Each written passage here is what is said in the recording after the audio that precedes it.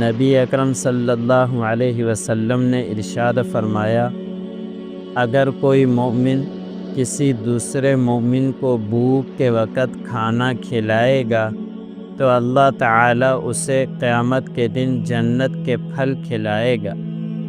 جو مومن کسی پیاسے مومن کو پیاس کے وقت پانی پلائے گا، اللہ تعالیٰ قیامت کے دن اسے مہر لگائی ہوئی خالص شراب پلائے گا۔ جو مومن کسی بے لباس مومن کو لباس پہنائے گا، اللہ تعالیٰ اسے جنت کا سبز لباس پہنائے گا۔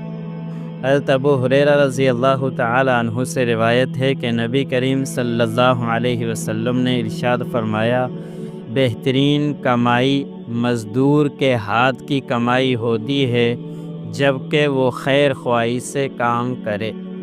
حضرت جریر رضی اللہ تعالیٰ عنہ بیان کرتے ہیں کہ قبول اسلام کے وقت میں نے نبی اکرم صلی اللہ علیہ وسلم کی خدمت میں حاضر ہو کر عرض کیا، یا رسول اللہ صلی اللہ علیہ وسلم، میں اسلام پر بیعت کرتا ہوں۔ آپ صلی اللہ علیہ وسلم نے اپنا ہاتھ کھینچ کر ارشاد فرمایا، ہر مسلمان کی خیر خواہی کرو۔ پھر آپ صلی اللہ علیہ وسلم نے ارشاد فرمایا، جو شخص لوگوں پر رحم نہیں کرتا، اللہ تعالیٰ اس پر بھی رحم نہیں کرتا۔ اللہ عمل کرنے کی تو